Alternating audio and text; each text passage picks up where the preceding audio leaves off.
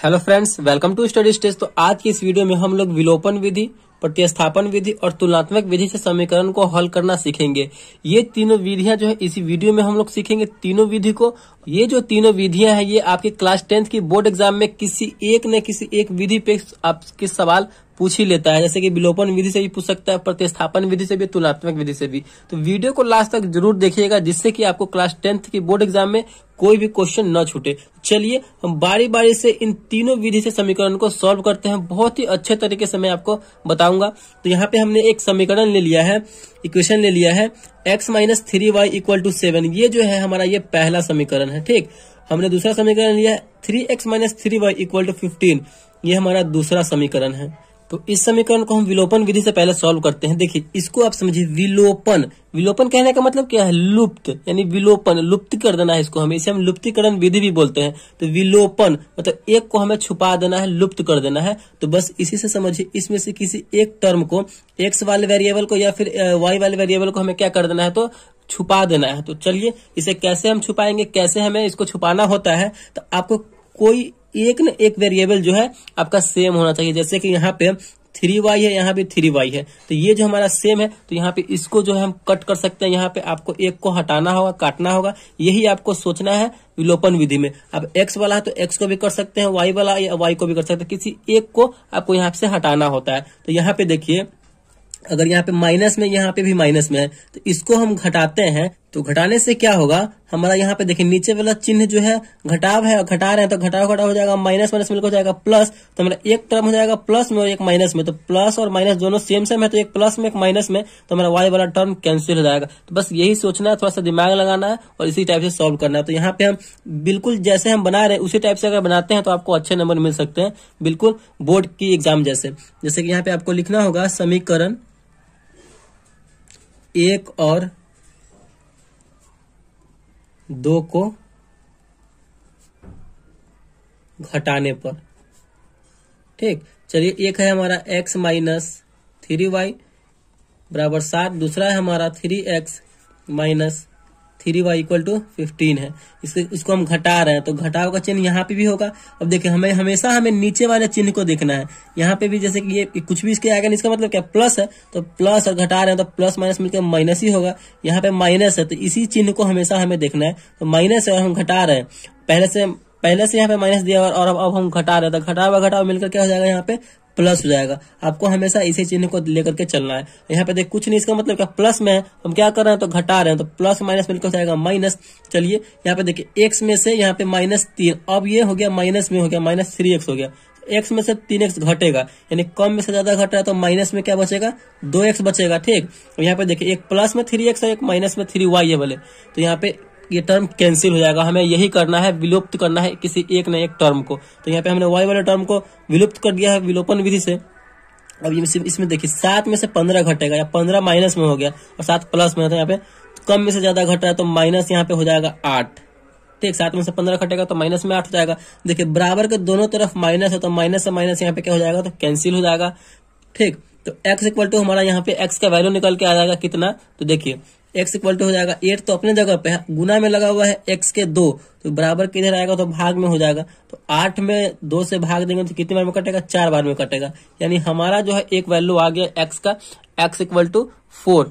अब हम जब x का वैल्यू प्राप्त कर लिए तो इसी x के वैल्यू को हम समीकरण 1 में या फिर समीकरण 2 में रख देंगे तो हमारा y का वैल्यू भी पता हो जाएगा। ठीक, तो चलिए समीकरण 1 में या फिर 2 किसी में भी आप रख सकते हैं। चलिए यहाँ पे हम लिख देते हैं समीकरण 1 में ही रखते हैं। समीकरण 1 में x का मान रखने पर बिल्कुल इसी टाइप से आपको लिखते चलना है, बनाते चलना है बोर्ड एग्जाम में भी। तो हमारा एक समीकरण 1 क्या है? x minus 3y equal to 7 है। ठीक, इसी में ना हमको x का मान रखना है। x का मान कितना आया है? तो 4 आया है, तो x के जगह पे हम रख देंगे 4 माइनस 3y इक्वल टू 7। अब जो जिस कैटेगरी का है उसको उसके साथ रखेंगे, तो नंबर वाला को नंबर वाले के साथ रखेंगे।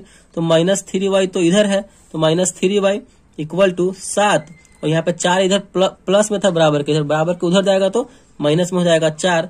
तो यहाँ पे देखिए -3y इक्वल टू 7 में से 4 जाएगा तो बचेगा 3, ठीक।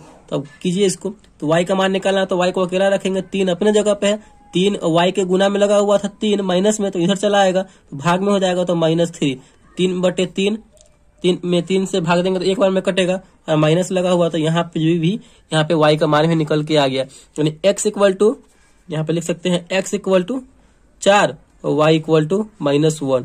तो इसी टाइप से जो है हम विलोपन विधि से हल करेंगे। विलोपन विधि कहने का मतलब ही है विलुप्त करना है, आपको x वाले टर्म को विलुप्त कीजिए या फिर y वाले टर्म को आपको विलुप्त करना है, बस यही आपको करना है विलोपन विधि में। चलिए अब हम इसी समीकरण को है प्रतिस्थापन विधि से सॉल्व करते हैं, देखते हैं प्रतिस्थापन विधि से सॉल्व करके वो x और y का वैल्यू सेम आता है कि नहीं। भले ही विधि अलग हो लेकिन इसका वैल्यू सेम आएगा। चलिए प्रतिस्थापन विधि से भी सॉल्व करना सीख लेते हैं कि प्रतिस्थापन विधि से कैसे सॉल्व होगा। दूसरा हमारा यहाँ पे है प्रतिस्थापन विधि। पहले इसको समझिए, प्रतिस्थापन मतलब किसी एक चीज को आपको उसमें प्रतिस्थापित कर देना है। जैसे कि यहाँ पे देखिए x minus 3y equal to 7 है, तो इसमें से अगर आप x का मान निकाल लेते हैं समीकरण 1 को सॉल्व करके, तो आपको इसी x का मान जो है समीकरण 2 में प्रतिस्थापित कर देना है x के जगह पे। इसी को बोलते हैं प्रतिस्थापित करना, मतलब किसी एक जगह पे से उठाकर दूसरे जगह पे रख देना। ठीक, आप समीकरण 2 को भी में से, अगर समीकरण 2 में से आप y को भी अगर सॉल्व करके y का मान निकाल लेते हैं, तो इसी y का वैल्यू जो है हम समीकरण 1 में प्रतिस्थापित करेंगे y के जगह पे। इसी को बोलते हैं प्रतिस्थापन विधि। चलिए जैसे कि हम यहाँ पे आपको सॉल्व करते हैं, अब x का मान ही हम निकाल करके और समीकरण 2 में हम x के जगह पे प्रतिस्थापित कर देंगे। बस यही करना होता है प्रतिस्थापन विधि में। तो चलिए करते हैं। तो यहाँ पे हम लिखते हैं समीकरण 1 से, क्योंकि समीकरण 1 को हम लेके चल रहे हैं।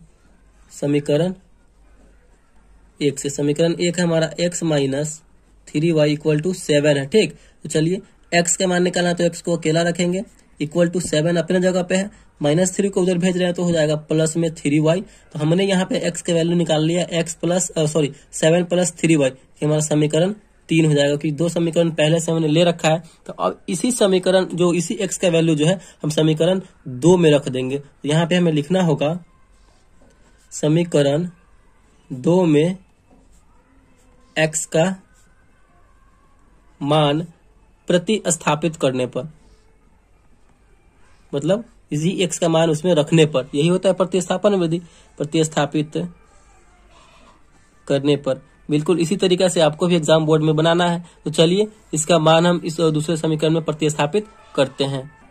दूसरा समीकरण है हमारा 3, देखिए 3x माइनस 3y बराबर 15 है। तो हम यहीं से स्टार्ट कर देते हैं। x के जगह पर हम क्या लिखेंगे, 7 प्लस 3y लिखेंगे, फिर माइनस में यहाँ पे 3y है तो 3y बराबर 15। ठीक, चलिए हमने प्रतिस्थापित कर दिया। अब इसको सॉल्व करते हैं, और इसको सॉल्व करेंगे क्योंकि हमारा इसमें y के वैल्यू निकल आएगा, क्योंकि इसमें एक ही टर्म है y वाला है, तो y के वैल्यू यहाँ से हम प्राप्त कर लेंगे।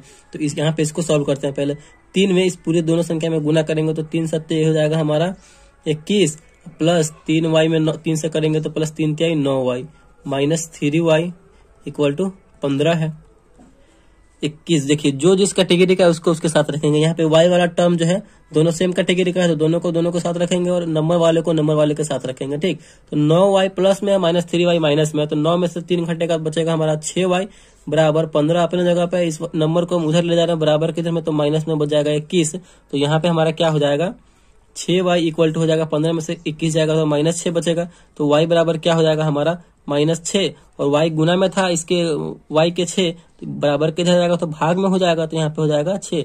अब यहाँ पे कट जाएगा, 6/6 एक बार में कटेगा, माइनस लगा हुआ तो माइनस लगा देंगे, यानी y का वैल्यू हमने यहाँ पे पता कर लिया कितना हो गया। तो y का मान हमारा आ गया -1।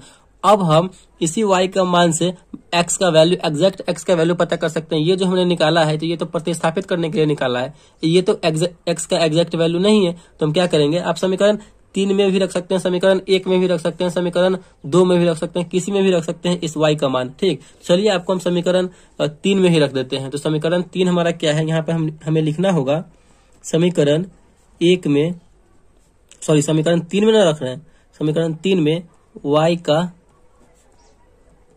मान रखने पर, समीकरण 3 हमारा क्या है, x equal to 7 plus 3y, वही ना है। तो चलिए रखते हैं x equal to 7 plus 3y, तो y के जगह पे हमें रख देना है -1। तो x बराबर क्या हो जाएगा, 7 प्लस 3 इंटू -1, तो x इक्वल टू क्या हो जाएगा हमारा 7, 3 में -1 से गुना करेंगे तो 3 कम 3 माइनस में हो जाएगा। तो यहाँ पे x इक्वल टू हो जाएगा 7 में से 3 जाएगा तो 4। तो यहाँ पे फाइनली जो है हमारा x बराबर आ गया 4 और y बराबर क्या आया है तो -1। यहाँ पे हमने भी यहाँ पे प्रतिस्थापन विधि से भी हमने x बराबर 4 और y बराबर -1 प्राप्त कर लिया है। तो आप किसी भी विधि से बनाएंगे आंसर तो बिल्कुल सेम ही आएगा। तो हमने प्रतिस्थापन विधि से भी इस इक्वेशन को सॉल्व कर लिया और सीख लिया है कि कैसे हम प्रतिस्थापन विधि से किसी भी समीकरण को हल कर सकते हैं। अब हमारा लास्ट बचता है तुलनात्मक विधि। तो चलिए तुलनात्मक विधि से भी सॉल्व करते हैं इसी समीकरण को।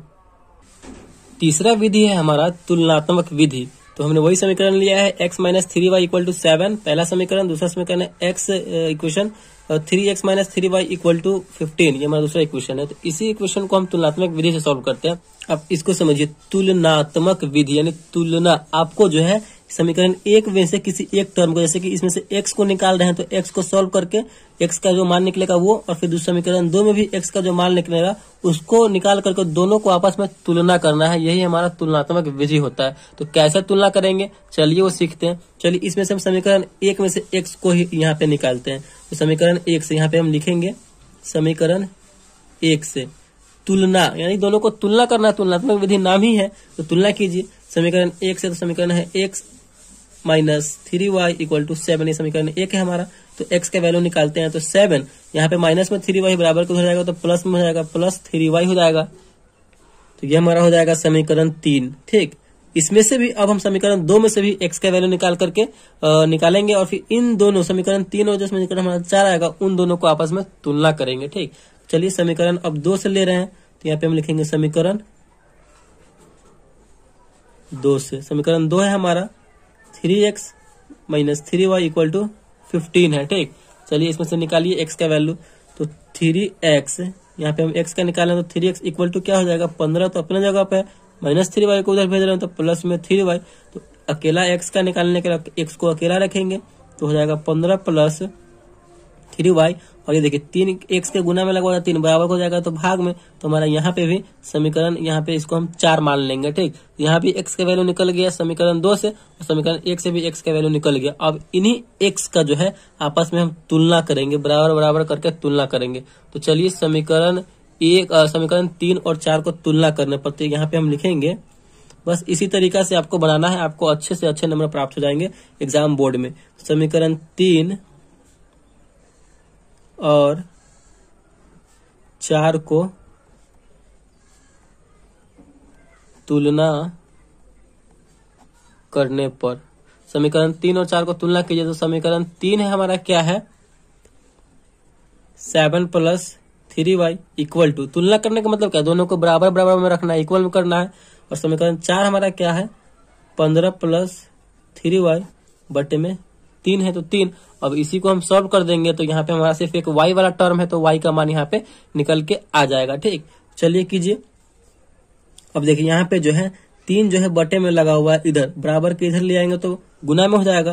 तो हमारा यहाँ पे गुना में हो जाएगा 3 × 7 + 3y। तो इन दोनों में 3 से गुना हो जाएगा। तो इधर क्या बचा, सिर्फ 15 + 3y बचा। इसको आप सॉल्व कीजिए। 3 में 7 से करेंगे तो 3 × 7 = 21 प्लस 3 में y में 9, 3 से करेंगे तो 3 × 3 = 9y = 15 + 3y। जो जिस कैटेगरी का है उसको उसके साथ रखेंगे, जैसे कि यहाँ पे नंबर वाला टर्म नंबर वाले के साथ और y वाला टर्म y वाले के साथ। तो यहाँ पे 21 तो अपने जगह पे है, 15 को इधर ला रहे हैं तो माइनस में हो जाएगा 15। 3y तो अपने जगह पे है, बराबर के उधर जाएगा, 9y प्लस में था तो इधर हो जाएगा माइनस में। तो यहाँ पे 21 में से 15 घटेगा तो कितना बचेगा 6 बचेगा। 3y में से 9y घटेगा तो माइनस में 6y घटेगा, क्योंकि कम में से ज्यादा घट रहा है। तो यहाँ पे हमारा y बराबर क्या हो जाएगा -6/6, क्योंकि y को अकेला रखेंगे तो यहाँ पे गुना में लगा हुआ था y के -6, तो बराबर के उधर भेजेंगे तो भागा में हो जाएगा 6। तो यहाँ पे 6/6 यानी एक बार में कटेगा और माइनस लगा हुआ है तो माइनस, यहाँ पे y का मान कितना आ गया हमारा 1 आ गया। अब हम इसी y की मदद से x का वैल्यू भी पता कर लेंगे। तो चलिए समीकरण हम 3 में भी रख सकते हैं y का मान, तो यहाँ पे हम रख देते हैं, बना देते हैं। तो यहाँ पे आप लिख सकते हैं समीकरण किसी में भी रख सकते हैं, समीकरण 1, 2, 3, 4 किसी में भी। समीकरण हम यहाँ पे चलिए 1 में ही रखते हैं। समीकरण 1 में y का मान न है तो y का मान